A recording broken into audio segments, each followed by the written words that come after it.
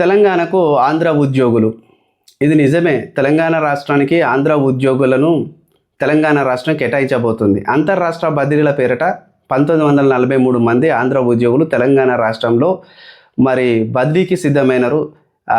రేవంత్ రెడ్డి ప్రభుత్వం కూడా వాళ్ళకు రెడ్ కార్పెట్ వేసింది. ఈ రెడ్ కార్పెట్ వేసి రండి, నడుచుకుంటా రండి, ఇక్కడ పని చేసుకోండి, ప్రమోషన్లు పొందండి, నీ పటపట ప్రమోషన్స్ ఇస్తా. కానీ తెలంగాణ రాష్ట్రంలో ఉన్న మా నిరుద్యోగులకైతే ఉద్యోగాలు ఇవ్వను. నేను ఏడాదిలోనే 2 లక్షల ఉద్యోగాలు ఇస్తానన్నా కానీ ఇంతవరకు ఇవ్వలే. కేసీఆర్ ఇచ్చిన 60,000 ఉద్యోగాలను నేను ఇచ్చినట్టుగా చెప్పుకుంటున్నా, నా అకౌంట్లో వేసుకుంటున్నా. నా పరివారం, నా క్యాబినెట్ మినిస్టర్స్, నా ఎమ్మెల్యేలు అందరూ కూడా అదే మాట చెప్తున్నారు. నేను ఏం చెప్తే అదే మాట. 60,000 ఉద్యోగాలు ఇచ్చినాం మేము. ఒక సంవత్సరంలో, వచ్చిన సంవత్సరం 60,000 ఉద్యోగాలు ఇచ్చినాం. మీకు ఇవ్వాల్సింది మీకు 1,40,000 ఉద్యోగాలు. ఇప్పుడైతే మేము ఇవ్వం. కేవలం మేము ఉద్యోగాలు ఇచ్చేది ఎవరికి అనుకుంటున్నాం? సర్వీస్లో ఉన్న వాళ్ళనే. మేము వేరే రాష్ట్రాల్లో ఉన్న వారిని అంతర్రాష్ట్ర బదిలీల కింద ఆంధ్రప్రదేశ్లో ఉన్న మా చంద్రబాబు, మా గురువు మా గురువు ఏది చెబితే అదే. ఆయన కన్సర్నల్లో 1943 మంది ఆంధ్ర ఉద్యోగులను తీసుకొచ్చి ఇక్కడ నేను నియమించుకోబోతున్నా. వాళ్ళకే ప్రమోషన్ ఇవ్వబోతున్నా. వాళ్ళకే ఇక్కడున్న కార్యకలాపాలన్నీ వాళ్ళ చేతికి అందించబోతున్నా అని చెప్తున్నాడు మన రేవంత్ రెడ్డి అన్న. నిజమే. అంతర్రాష్ట్ర బదిలీల పేరట 1943 మంది ఆంధ్ర ఉద్యోగులు తెలంగాణ రాష్ట్రంలో పోస్టింగ్ పొందబోతున్నారు. వాళ్ళు ఉన్నతమైన పదవులోకి రాబోతున్నారు. మామూలు పదవులకు కాదు, ఉన్నత పదవులోకి రాబోతున్నారు. వాళ్ళందరికీ రావడానికి రేవంత్ రెడ్డి, చంద్రబాబు నాయుడు ఇద్దరు కూర్చొని ముచ్చట్లు పెట్టుకొని, రేవంత్ రెడ్డి చంద్రబాబు నాయుడు కన్సర్నల్లో జరుగుతున్న వింత గేమ్ ఇది. కమలనాథన్ కమిటీ ఏం చెప్పింది? ఆంధ్ర ఉద్యోగులు, తెలంగాణ ఉద్యోగులు ఎవరైతే ఉన్నారో వాళ్ళ లెక్కలు తెలుసుకొని మీరు మీ సొంత రాష్ట్రాలకు వెళ్ళండి. ఎవరి రాష్ట్రాల్లో వాళ్ళు పని చేసుకోరంటే అప్పుడున్న కేసీఆర్ ప్రభుత్వం 2015లో కమలనాథన్ కమిటీని వేసి, ఆ కమలనాథన్ కమిటీ చెప్పినట్టుగా ఎంతమంది ఉద్యోగులు తెలంగాణలో ఉన్నారు, ఆంధ్ర ఉద్యోగులు ఎంతమంది ఉన్నారు, తెలంగాణలోని బిడ్డలు ఆంధ్రాలో ఎంత పని చేస్తానని తెలిసి లెక్కలు తెలిసి ఒక్కడున్న ఆంధ్రప్రదేశ్లో ఉన్న తెలంగాణ వాళ్ళందరినీ వెనుకకు రప్పించుకుంటే, ఇప్పుడున్న రేవంత్ రెడ్డి మాత్రం ఏం చేస్తున్నాడంటే ఆంధ్రప్రదేశ్లో పుట్టి, ఆంధ్రప్రదేశ్లో పెరిగి, ఆంధ్రప్రదేశ్ రాష్ట్రంలో ఉద్యోగాలు సాధించి, ఆంధ్రప్రదేశ్ ప్రభుత్వంలోని ఉద్యోగులందరినీ తెలంగాణకు రండి అయ్యా, ఇక్కడ మీకు రెడ్ కార్పెట్ వేస్తున్నా, రండి తెలంగాణకు రండి అని వాళ్ళు పిలుచుకొని వాళ్ళకి ఇక్కడ ఉద్యోగాలు ఇస్తున్నాడు. చకచక ప్రమోషన్స్ పొందే క్యాడర్లు ఇస్తున్నాడు. మరి తెలంగాణ బిడ్డలు ఏం పాపం చేశారు? మేమందరం మీకు ఓట్లేసి నేను గెలిపించలేదా? మరి మాకు నీ మేనిఫెస్టోలో చెప్పినావు కదా, మీ సోనియా గాంధీ గారు చెప్పారు, మీ ప్రియాంక గాంధీ గారు చెప్పారు, మీ రాహుల్ గాంధీ గారు కూడా ఆర్టీసీ క్రాస్ రోడ్డుకి వచ్చి మాట్లాడింది కదా, చిక్కడపల్లి రైల్వే సెంటర్లో అక్కడెక్కడ మాట్లాడింది కదా, సంవత్సరంలో 2 లక్షల ఉద్యోగాలు భర్తీ చేస్తామని. మీరు 2 లక్షల ఉద్యోగాలు భర్తీ చేయడం అదంతా కూడా దేవుడు ఎరుగు. కానీ మరి నువ్వు ఉన్న ఉద్యోగాలల్లో ఆంధ్ర వారిని తీసుకొచ్చి ఎందుకు కట్టబెడతాను? అంతర్రాష్ట్ర బదిలీలు ఏమి అవసరం? అంతర్రాష్ట్ర బదిలీల వల్ల ఉరిగేది ఏమున్నది? అంటే ఇక్కడ ఉన్న ఉద్యోగులకు అంత నైపుణ్యత లేదా? ఇక్కడ ఉన్న ఉద్యోగులు అంత గొప్పవారు కాదా? నీ ప్రభుత్వంలో వాళ్ళు వర్క్ చేసే అంత స్కిల్ వాళ్ళ దగ్గర లేదా? నువ్వు అంతర్రాష్ట్ర బదిలీలలో ఉన్న అక్కడున్న వాళ్ళని ఎందుకు పట్టకచ్చుకుంటాను? వాళ్ళు అంత పెద్ద అపరమేధావులా, అంత తెలివికల్లోలా, పరిపాలనలో వాళ్ళకున్నంత పట్టు మన తెలంగాణ బిడ్డలకు, తెలంగాణ ఉద్యోగులకు లేదా అనేది తెలంగాణ రాష్ట్రంలోని ప్రజలకు ఒక డౌట్ ఇది. కాబట్టి నేను మళ్ళీ చెప్తున్నా, రేవంత్ రెడ్డి అన్న వచ్చిన కాంచెలో ఇలాంటి పనులే చేస్తున్నాడు. అన్ని పనికిరాని పనులు చేసుకుంటా తెలంగాణ బిడ్డలకు నోటిఫికేషన్స్ ఇవ్వకుండా ఇవాళ ఇందిరా పార్క్ వద్ద ధర్న ఉన్నది. ఇందిరా పార్క్ వద్ద ధర్నలో వాళ్ళ ప్రధానమైన డిమాండ్ ఏంటంటే తెలుసా? వాళ్ళు ఒకటే చెప్తున్నారు, మా ప్రధానమైన డిమాండ్ 2 లక్షల ఉద్యోగాలు భర్తీ చేయి ఎమ్మటే. అందులో గ్రూప్ 1 ఉండాలి, గ్రూప్ 2 ఉండాలి, గ్రూప్ 3 ఉండాలి, డిఎస్ ఉండాలి.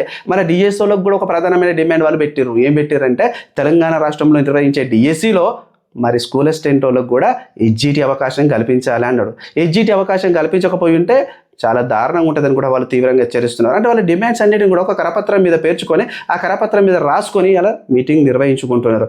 ఆ మీటింగ్లో చాలామంది పాల్గొనాలని చెప్పేసి అంటున్నారు. ఇక మహిళల గురించి కూడా వాళ్ళు ఒక మాట అంటున్నారు. ఏమంటున్నారంటే మరి మహిళలు మీరు కూడా రిజర్వేషన్లో సగభాగం అంటున్నారు, మరి ఉద్యోగాల్లో సగభాగం అంటున్నారు. కాబట్టి మీరు కూడా ఎక్కువ సంఖ్యలో పార్టిసిపేషన్ చేసి మీరు కూడా వీరవనితలు, పోరాట యోధులు అని చెప్పేసి మీరు కూడా రండి అని చెప్పేసి వారిని కూడా రిక్వెస్ట్ చేస్తున్నారు.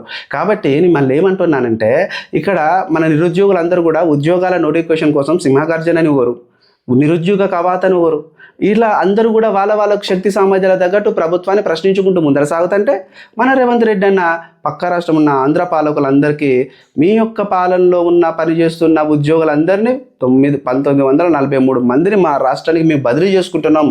అంతర్రాష్ట్ర ఉద్యోగులందరినీ రెడ్ కార్పెట్ వేసి పిలుస్తున్నాం అని చెప్పేసి అంటున్నాడు. ఇదెంతవరకు కరెక్ట్? తెలంగాణ నిరుద్యోగ లోకమా, మేల్కొనండి. ఇలాంటి వాటి మీద ప్రశ్నించండి. ఇలాంటి వాటి మీద మీరు వీడియోలు చేయండి. ఎందుకంటే ఈ పక్క రాష్ట్రంలో ఉన్న అంతర్రాష్ట్ర ఉద్యోగులను తీసుకొచ్చి పెట్టుకుంటే మన తెలంగాణ రాష్ట్రంలో ఉన్న ఉద్యోగులకు ప్రమోషన్స్కి గండి పడుతుంది. మన తెలంగాణ రాష్ట్రంలో ఉన్న ఉద్యోగుల యొక్క భవిష్యత్ దెబ్బతింటుంది. దీనివల్ల ఎవరికి ప్రయోజనం? పక్క రాష్ట్ర పోలికే ప్రయోజనం. కాంట్రాక్ట్లో పక్క రాష్ట్ర పోలకేనట, కమిషన్స్ వాళ్ళకెళ్ళి దొబ్బి తినడమేనంట, అన్ని ప్రాజెక్టులు వాళ్ళకే, రాష్ట్రంలో ఉన్న గోదావరి జలాలు, కృష్ణా జలాలు వాళ్ళకే మళ్ళీ ఇస్తారు. అన్ని లెక్కలన్నీ వాళ్ళకే పోతాయి. తెలంగాణ రాష్ట్రం సాధించింది ఎట్లున్నదంటే రబ్బర్ స్టాంప్ లాగా ఉన్నది. ఇప్పుడు మనకు పాలిటీలో ఉంటుంది కదా, మన రాష్ట్రపతి రబ్బర్ స్టాంప్ లాంటి వాడే, కానీ నిజమైన పరిపాలన నిర్వహించేది ప్రధానమంత్రి. ఇప్పుడు ఇది గట్టిగా ఉన్నది. అంటే తెలంగాణ ప్రభుత్వంలో ఉన్న సీఎం రబ్బర్ స్టాంప్ కావచ్చు, అదేవిధంగా చంద్రబాబు నాయుడు అంటే ఆయన నిజమైన పరిపాలకుడు కావచ్చు అని ఇక్కడ అర్థం వచ్చేటట్టు కనిపిస్తుంది. కానీ నేను మళ్ళీ చెప్తున్నా తెలంగాణ నిరుద్యోగ లోకమా, ప్రతి ఒక్కటి ఆలోచించండి. తెలంగాణ సమాజమా, ప్రతి ఒక్కటి ఆలోచించండి. మీ కళ్ళ ముందర జరిగింది ఇదే. తెలంగాణ ఉద్యమం ఎందుకు స్టార్ట్ అయింది? నీళ్లు నిధులు ఉద్యోగాలు పక్కన పెట్టేస్తే ఉద్యోగాల కోసం బాగా లొల్లైంది. మనకు 1969లో తొలి దశ తెలంగాణ ఉద్యమం స్టార్ట్ అయినప్పుడు కూడా ఉద్యోగాల కోసమే స్టార్ట్ అయింది. నిజాం కాలంలో మనకు ములికి రూల్స్ కోసం లొల్లైంది. ములికి ఎందుకు? స్థానికత కోసం మొదలైంది. స్థానికత. ఇక్కడ స్థానికుడు ఎవడు రా బాబు, ఇక్కడ బుచ్చినోడు, ఈ మెట్ల బుచ్చినోడు, ఇక్కడ పెరిగినోడే స్థానికుడు అని చెప్పేసి అప్పటికెళ్ళి లొల్లైంది నిజాం పాలన కాలంకెళ్ళి. ఆ నిజాం పాలన కాలంలో లొల్లి ముదిరి 2009 సంవత్సరం మలిదశ ఉద్యమం కేసీఆర్ అమర నిరాహార దీక్ష కూసున్నప్పటి వరకు లొల్లి స్టార్ట్ అయిపోయి సోనియా గాంధీ మీకు తెలంగాణ రాష్ట్రాన్ని ఇస్తామని ప్రకటించేంత వరకు మనము పట్టు విడవకుండా పోరాటం చేసినాం. ఎందుకు? ఉద్యోగాల కోసమే, కేవలం ఉద్యోగాల కోసమే. అప్పుడున్న కేసీఆర్ ఇంటికో ఉద్యోగం అన్నాడు, ఇప్పుడున్న రేవంత్ రెడ్డి ఏమన్నాడు? సంవత్సరంలో 2 లక్షల ఉద్యోగాలు అన్నాడు. అంటే అప్పుడున్న కేసీఆర్ మొదటిసారి సీఎం ఉన్నప్పుడు ఇంటికో ఉద్యోగం అంటేనే మనం సెంటిమెంట్తో ఓట్లు వేసినాం. అంటే ఉద్యోగం అనేది ఇక్కడ తెలంగాణ రాష్ట్రంలో ఉన్న నిరుద్యోగానికి ఒక ఎమోషనల్. ఉద్యోగం సాధించాలనేది వారి తపన, ఉద్యోగం అనేది మన కసి, ఉద్యోగం అనేది మన లక్ష్యం. కాబట్టి వీళ్ళు దీన్ని క్యాచ్ చేసుకున్నారు.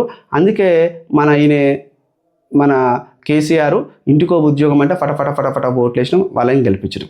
అదే ఇక్కడ రేవంత్ రెడ్డి కూడా ఒకటే ఆలోచించిండు. ఏమని?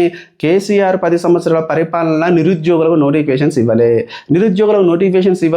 ఇవ్వలేదు కాబట్టి నిరుద్యోగ లోకం చాలా కోపంగా ఉన్నది కాబట్టి వీళ్ళని ఏ విధంగా మన సైడ్ టర్నప్ చేసుకోవాలి, ఏ విధంగా వీళ్ళని మన సైడ్ మార్చుకోవాలంటే వీళ్ళను వీక్నెస్ ఒకటే ఉద్యోగ నోటిఫికేషన్స్. ఈ యొక్క నిరుద్యోగులది ఈ ఉద్యోగ నోటిఫికేషన్ వల్ల వీక్నెస్ కాబట్టి వీక్నెస్ మీద దెబ్బ కొట్టాలంటే మేనిఫెస్టోలో 1 సంవత్సరంలో 2 లక్షల ఉద్యోగాలు ఇస్తాం అని చెప్పేసి మనం అనుకుందాం. చలో మేనిఫెస్టోలో పెట్టండి లైన్, 1 సంవత్సరంలో 2 లక్షల ఉద్యోగాలు ఇస్తాం. అది కూడా సంవత్సరానికి 2 గ్రూప్ 1లు, సంవత్సరానికి 2 గ్రూప్ 2లు, సంవత్సరానికి 2 డిఎస్సీలు, సంవత్సరానికి 2 గ్రూప్ 4లు, సంవత్సరానికి 2 గ్రూప్ 3లు, అదేవిధంగా పోలీసు, ఎస్ఐ వగేరా నోటిఫికేషన్స్ అన్ని ఫటఫట వచ్చేస్తాయి అని చెప్పేసి తన నోటిఫికేషన్లో రాసుకున్నాడు. కాబట్టే తెలంగాణ నిరుద్యోగి సెంటిమెంట్ను గట్టిగా క్యాచ్ చేసుకున్నాడు. కాబట్టే రేవంత్ రెడ్డి ఈరోజు ప్రజాప్రభుత్వాన్ని ఏర్పాటు చేసుకున్నాడు. తెలంగాణ రాష్ట్రం 3వ ముఖ్యమంత్రిగా కూర్చున్నాడు. అంటే ఇక్కడ అర్థమైంది ఏంటి? కేవలము పరిపాలన అంతా ఏదాని చుట్టూ తిరుగుతుంది. నిరుద్యోగుల ఎమోషనల్ ఏదైంది? ఉద్యోగం, ప్రభుత్వ ఉద్యోగం, దాని చుట్టూ తిరిగింది. అసబ్ జాహీల కాంచెలు మొదలు పెడితే, బహుమనీల కాలం కాంచెలు మొదలు పెడితే, నిజాంల కాంచెలు మొదలు పెడితే, మన యొక్క చంద్రబాబు కాలం వరకు ఆంధ్ర పాలకుల నుండి మొదలు పెడితే మన పాలకులు కేసీఆర్ వరకు, ఆయన రేవంత్ రెడ్డి వరకు కూడా ఉద్యోగాల చుట్టేలొల్లి జరుగుతుంది. మిత్రులారా గమనించండి, గమనించండి. వీడియో నచ్చితే లైక్ చేయండి, కామెంట్ చేయండి, సబ్స్క్రైబ్ చేయండి. ఖచ్చితంగా సబ్స్క్రైబ్ చేసుకొని చూడండి. నా అనాలిసిస్ బ్రీఫ్ అనాలిసిస్ భయ్యా. నేను చెప్పేదంతా 100% ఫ్యాక్ట్ ముచ్చట్లు కాదా? మీరే చెప్పండి. నిజాం కాలం కంటే ముందే, బహుమనీయుల కాలం కంటే ముందే మనకు గుల్బర్గాల బహుమనీయుల కాలం కాంచెల్లే మనకేం జరిగింది? ములికి రూల్స్, స్థానికత, ఎవడికి ఇక్కడ పుట్టినోనికి ఉద్యోగం ఇవ్వాలని చెప్పేసి. రెండోది నిజాం కాలంలో అప్పటికెళ్ళే కదా మనకు వచ్చింది స్థానికత. తర్వాత మన కేసీఆర్ వరకు దేనికోసం కొట్లాడిండు? చంద్రబాబు నాయుడు పైన, వైఎస్ రాజశేఖర రెడ్డి పైన, కాసు బ్రహ్మానంద రెడ్డి పైన తొలి దశలో. ఏదానికోసం? స్థానికత, ఇక్కడ పుట్టినోనికి ఉద్యోగాలు ఇవ్వాలి. కేసీఆర్ కాలంలో కూడా ఏమన్నా ఇంటికో ఉద్యోగం, రేవంత్ రెడ్డి ఏమన్నా 2 లక్షల ఉద్యోగాలు సంవత్సరంలో. ఎటు చూసినా ప్రభుత్వ ఉద్యోగం చుట్టూ రాజకీయాలు తిరుగుతున్నాయి, పరిపాలన తిరుగుతుంది. అదేవిధంగా ఎలక్షన్స్ కూడా ప్రభుత్వ ఉద్యోగాల చుట్టే తిరుగుతున్నాయి. అంటే ఉద్యోగం అనే మాట ఒట్టిగా వాళ్ళ హామీలు ఇస్తే ఓట్లు ఫటఫట ఫటఫట ఫట పడతాయి. రేగ్గాయలు లెక్క దురిపితే చింతకాయల చెట్టు దురిపితే చింతకాయలు ఫటక్నెట్ట రాలుతాయో ఓట్లు గట్ల రాలుతున్నాయి వాళ్ళ బ్యాలెట్ బాక్సులల్లో.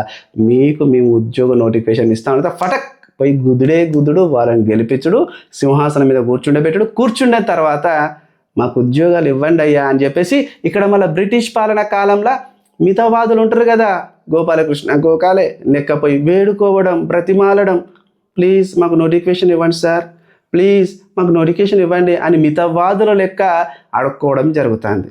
అంటే ఇటు చూసినా కూడా అడ్మినిస్ట్రేషన్లా ఇక్కడ బ్రిటిష్ రూల్స్ ఇండియాలో మితవాదుల లెక్క కనిపిస్తుంది.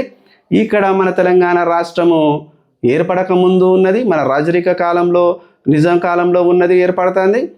తెలంగాణ ఆంధ్రప్రదేశ్ ఏర్పడిన కాలంలో ఏర్పడుతుంది. ఇప్పుడు తెలంగాణలో ఈ కేసీఆర్ హయాము, రేవంత్ రెడ్డి హయాంలో కూడా మీకు తెలుస్తుంది. ఎక్కడ చూసినా ప్రభుత్వ ఉద్యోగం చుట్టే పరిపాలన తిరుగుతుంది. ఓకే, మరొక మంచి వీడియోలో కలుద్దాం. వీడియో నచ్చినట్లయితే లైక్ చేయండి, కామెంట్ చేయండి, సబ్స్క్రైబ్ చేయడం మాత్రం మర్చిపోకండి. సైనింగ్ ఆఫ్ మీ చిలక ప్రశ్న. Thank you.